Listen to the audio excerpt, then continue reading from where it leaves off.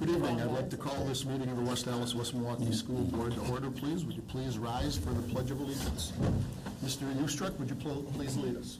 I pledge allegiance to the flag of the United States of America and to the republic for which it stands, one nation, under God, indivisible, with liberty and justice for all. Suzette, would you please call the roll? Yes. Mrs. Suchecki is excused. Ms. Curran? Here. Mr. Bailey? Here. Mr. Lee? Here. Mr. Ustruck? Here. Mrs. Justum? Here. Ms. Emmons? Here. Mr. Keller? Here. President Sikich? Present. Proper notice of this meeting has been posted in accordance with the open meeting laws of the state of Wisconsin. Move on to our next agenda item, modifications or additions to tonight's agenda. Dr. Lexman? One thing I'd like to point out is that 10.1, the field trip to Orlando, Florida for February 2017 is actually for 2018. So what was noticed was 2017. The paperwork all is 2018, but just so we're clear when we get to that item. Thanks. Thank you. Any board members? Seeing none, we'll move on to public comments. Right now we have one person signed up to address us. Before I call that person, just like to remind the audience that our policy is to limit the public comments to 3 minutes. We do not debate or provide answers here, but if you do have a specific question, your question will be answered either by Dr. Lexman or myself, or by the next regularly scheduled Board of Education meeting. John, is it Molding? Did I say that right? And when you get at the podium, if you'd please give us your name and address for the records, please. Hey, my name is John Mulling. I live at 3850 South Pole in New Berlin, Wisconsin. I live on east of Sunny Slope, so I'm in this school district. I know I have 3 minutes. I have a lot to say. I'll say it as quickly as I can. But no. I don't understand what you guys don't realize about the word no. On April 14th, the taxpayers soundly defeated a $12.5 million referendum. 56% no, 44% yes. That's a landslide. And also 2 board members got pink slips, Gail Radomski and Diane Narlock. That was a resounding message that should have been sent to this board. Did you listen? No, you heard, but I don't think you listened. Because right after that, within 5 months now, you went for this energy efficiency project. And it's interesting that the Plan B costs $12.8 million for this program. Just happens to be $300,000 more than the amount that we rejected for the referendum. I don't know if it's a coincidence or not, but it's just an interesting point. I think it's stunning. I think you guys have circumvented the caps that have put on this school district by the state of Wisconsin. More maddening is the hastiness that you did this program. Word is out that Scott Walker's going to delete this program, and that he's deleting it because it's being misused by a lot of school boards around this state. And I'm wondering if you're one of them. I'd like to know one of you voted no against this program. Whoever it was, I commend you. You thought about the taxpayers. What I also was disturbed about is either or, both, Brian Killer or Noah Lee had a vote yes. One of them or both of them voted yes. They were elected on that last referendum when the other 2 were kicked out. I'm really disappointed in both of them because I would have thought they would have put thumbs down on that one. Bottom line, you asked for $12.5 million from us taxpayers and we said no. And we said it resoundingly. You now got a $12.8 million loan. That comes up to $25.3 million you have asked this community to spend above what you were capped at for your school year. I think that's atrocious. And I think you guys have grossly mismanaged the budget since 2007. You spent $800,000 on a project that you didn't have $800,000 for. And when we were in a meeting with Dr. Lexman, the person asked, why did you spend that money? And his answer was, quote, because the opportunity presented itself, unquote. That is a direct quote. Well, I had the opportunity to buy a Cadillac this week, and I didn't do it because I didn't have the money. So finally, what I'm trying to say is, budgets include money for capital expenditures. This thing should have never been borrowed. You should have had that covered in your budgets year to year. I keep money in my account. If my dryer goes, my washer goes, I pay it. I got an account for that. You guys just go to the public and say, just give me some more money. We don't really care about you taxpayers. I'm here to say you better start listening to the taxpayers of this school district, because in 2018, Stephanie and Patricia and Sue won't be here anymore. And in 2019, Heather and Jeffrey and Bill won't be here anymore. And in 2020, Daniel and Brian Noah won't be here anymore. We're angry out there. You spend too much money. Try to budget like you budget your home budget. And I hope you listen tonight. Thanks for listening. Thank you for your comments. That was the only person that I had signed up to speak, but is there anybody out there that would like to address the board? Please come up to the podium. And again, if you could give your name and address for the records, please. I was hoping we're gonna send home. Like, do I have to sign up? I didn't know that. My name is Christine Turk. I live at 2561 South 118th Street. And this is an issue I'd like to bring to your attention. I spoke to Mr. Lexman about last week. Supposedly, my daughter goes to Lane Intermediate, and she has to wait half an hour after school ends to take another bus home. Supposedly, it's a double booking of routes. So, and what I get from, it wasn't Dr. Lexman, but somebody else, there's only one bus at Lane Elementary that does this, and one bus at Central that does this. And supposedly it's to save money. You know, back on that gentleman's point, you're making a kid wait half an hour, which may not seem a big deal to you, but I've talked to 4 other people on the bus, the parents, and they don't accept that as a valid reason why the kids sit there. And I asked my daughter, I said, what do you do? I wander around the school. I said, well, if you want to sit and do homework, where do you go? I have to sit on the floor. So now these kids are sitting on the floor. I mean, they don't have the opportunity maybe to do homework. I got to talk to the school about that, so I don't have that information. I just found this out last week. But I think it's unacceptable to do a double route to save money, and you're only talking 2 school buses. My other point to Dr. Lexman was, well, if that's happening in the evening, that must also be happening in the morning, because that'll save money also. And he didn't have that answer for me. He doesn't think that was happening, and he's supposed to get back to me with the numbers, but I haven't received them, but I know it's only been a couple days. And my other point, my other point was, okay, let's compromise. So halfway through the school year, let's switch. Those kids who are leaving right away after school, halfway through the school year, have them wait the half an hour. And I'm all about compromise and, you know, figuring out a solution to this. And the other thing that I didn't like is that it was not communicated to parents that this would be happening. My thing says on the school thing that my child will be home at 3:30, and she's home at like 4:10. I mean, even if you cut back time, it's going to be 4 o'clock. So it's like there was no communication on purpose for this double route. So I would like the answer, Dr. Lexman, to the numbers that you said you would provide for me for the morning routes, and then hopefully we can work on a resolution.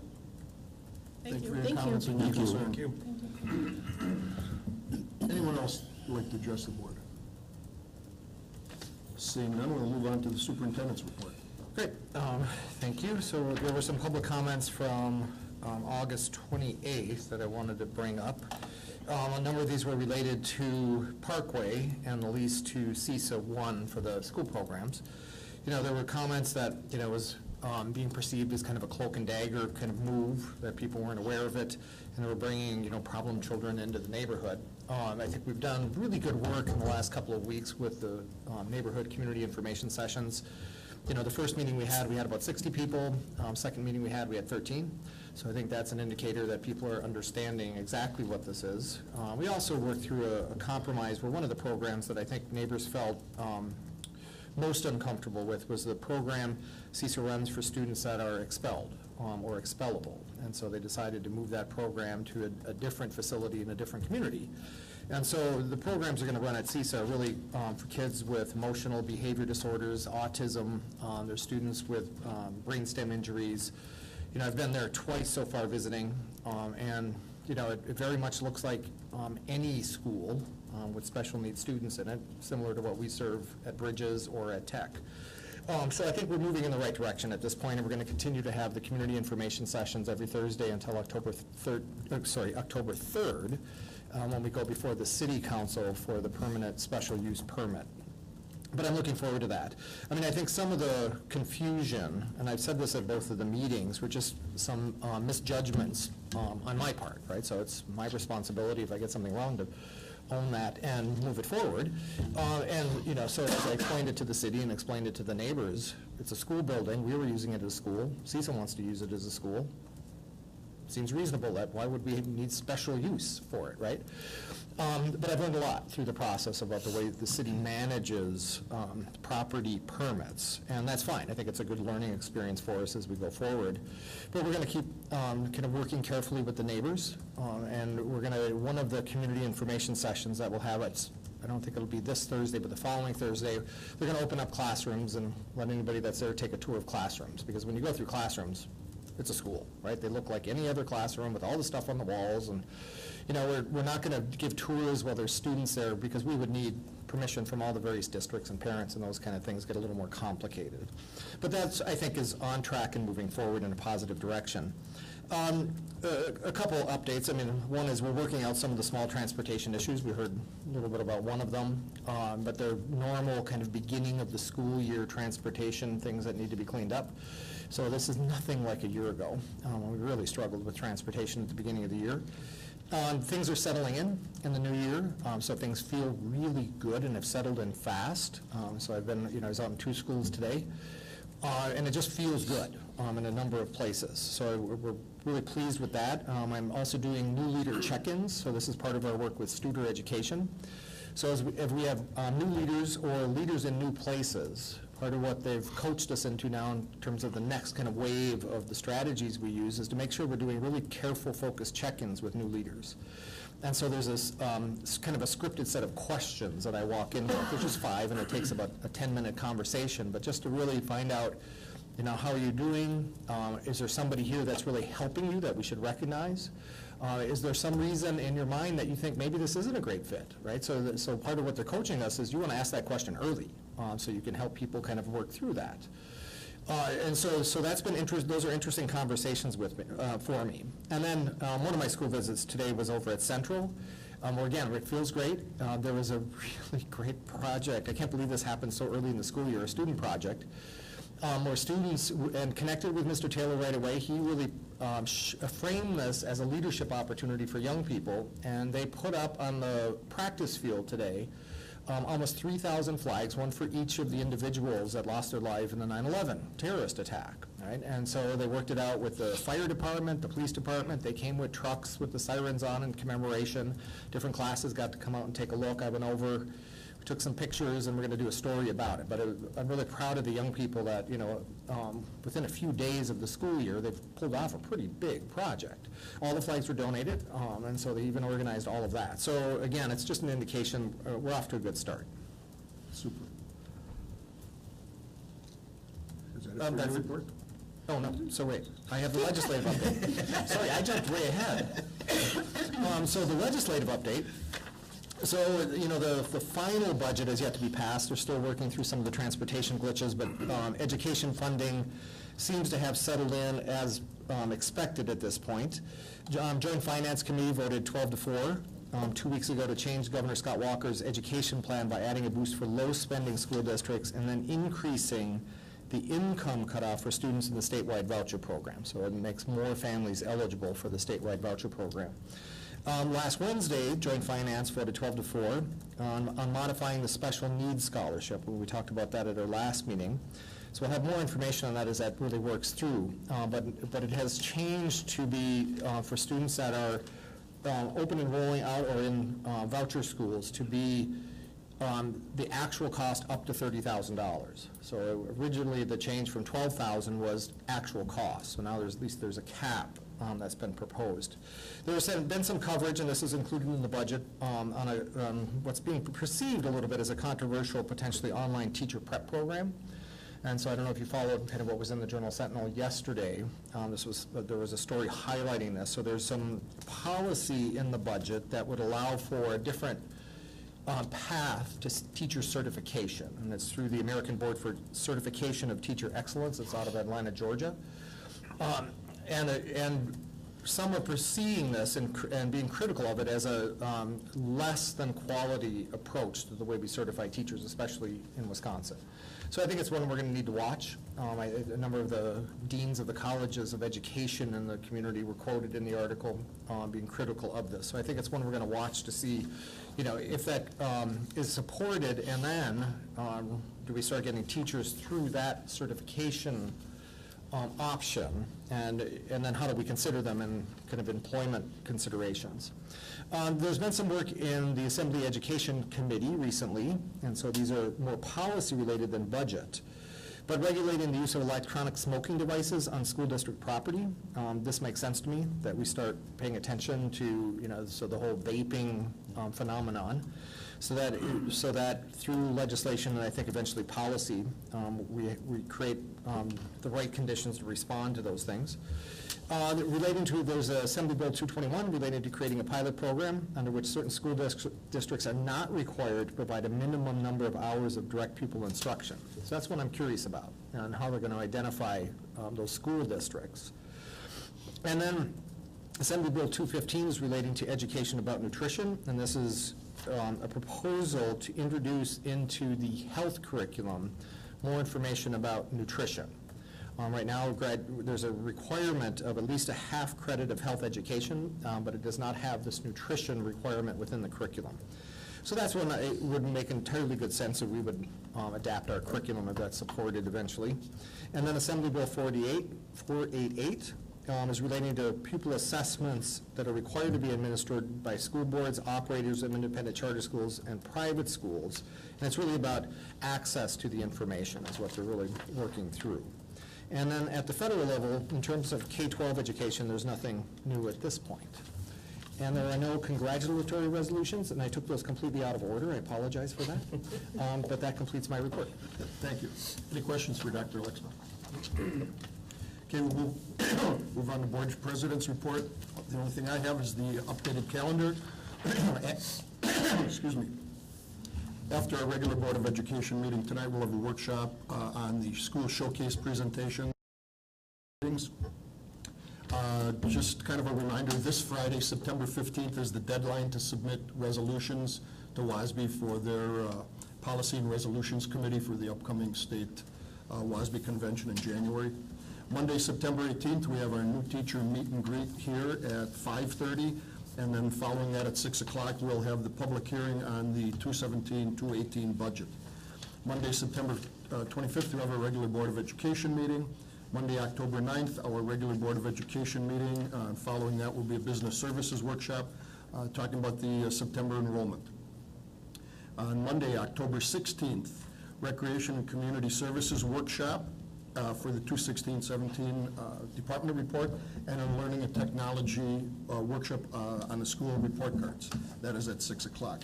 October 17th is the WASB dinner workshop and regional meeting at the Country Springs. The workshop starts at 4:30, the dinner at 6, and the regional meeting goes from 7:30 to 9. And then October 20th, in Madison, the WASB School Law Seminar is being put on. And I'm sure you have information on that, and if you don't, Suzette can get you registered for any of those that you may like to attend. Just before I open it up to board members, just want to remind people that our meetings are televised, our workshops are not, but they are open to the public. Any board members have community dates? Heather? This week at Buffalo Wild Wings, Central has their dine-out night. You can go anytime, day or night, dine in, take out, and they donate 10% back to the PTSA. Thank you. Anyone else? Seeing none, we'll move into our consent agenda. There are two items, the approval of the minutes from the August 28th meeting and the 9.2, the employment summary and supplemental contracts. Does any board member need either of those separated out? Seeing none, we could take those as a group. I would entertain a motion to approve. So moved. Second. Thank you. And moved and seconded. No further discussion. All in favor say aye. Aye. Opposed, nay. That passes. We'll move on to our action item. We have one action item tonight, the field trip to Orlando, Florida in February of 2018 by the Hale Palm and Dance team. And Deidre is here to address that for us. So this is an annual trip for the dance teams, and they were selected because they've won some awards in order to participate, and so they are looking for approval as it is out of state. Questions? All the information was provided, either hard copy or board book. Michelle did want me to say that she's not here because she's at night class for college, her first class is tonight, so she didn't want anybody to think that she wasn't. not showing up. Yeah. So I'll make that Always clear. comes, yeah. I do have a question. Steph? So it does say that the anticipated number of students is 20, but they're only planning on bringing one staff member or one volunteer. Is that one total adult for 20 high school students? I think that's how they're planning, but they end up taking parents go along, and they Okay. have additional supervision that goes on the trip, or they Okay. did last year and the year before. So Okay. certainly they didn't take 20 high schoolers, just Well, I was one person. yeah. No. Any other questions? Motion to accept, or motion to approve? Move to approve. Thank you. Second. Second. Moved by Pat and seconded by Dan for the field trip. All in favor, say aye. Aye. Opposed? That passes. Board member suggestions for future agenda items or workshop items. Pat? Workshop, CISA, presentation by CISA, I think should be done. We have so many people on the board that are relatively new and have not had any exposure to CISA. And think the board, as well as the public, needs to know that CISA is our partner. It is our coach and trainer for public education, staff, and schools. Maybe we can get at that point a little background on what CISA is about, because there are 12 of them in the state of Wisconsin, and each one of them is working with a section of schools so that those services that schools can't provide, depending upon the smaller sizes of school districts, are then serviced by CISA and what they do. But they're really a very good organization, one of our better partners, one of our better staff developers. And the project out at Parkway is an admirable one, and one that is not involving all our students, with the exception of 4, because we are out of space in the program we have, and so then they're the supplement, and that's kind of how it works with all the programs that they offer, where school districts themselves cannot run them. So I have talked to Mary Gadvigan a little bit. She said she would be very interested in coming to visit and maybe bring some of the directors along with, so that we could have a little presentation by them on what CISA is We about. actually talked about this at our last meeting. Because we have so many new board members, we just kind of assume people know what it is. Right, exactly. Dan, you had your hand up. Yeah, I did, thanks. Being that I'm a member of CISA and I represent the board, the school board there, Mary Gavigan and I have discussed coming over here and discussing what CISA is all about. We didn't think it was necessary to do it right away because of the new school year coming up and the reorganization of people at CISA, but I do believe that Mary had spoken with Marty or with Deidre or Suzette in regards to that, so it has been brought up about 3 months ago. So they will be putting together some things, so. Okay. Thank you. Very good. Any other board member suggestions? I don't have a suggestion, but on Friday night television, on all 3 major networks, there was a show that highlighted support for high school education by major entertainers. And they gave some information, but not enough specifically to understand their mission. And I wondered if you as public school officials have gotten anything on that. So Channel 4, 6, 12, ABC, NBC, CBS all did this high-powered 1-hour presentation to promote high school students going to school, benefits of school, and did a really nice, entertaining job. And there were some reference numbers as to what the program was about. So I can't believe that there would be such a dominance on the airwaves without us getting some kind of feedback about what that show was about and what its intention was. Definitely a good intention, without a doubt.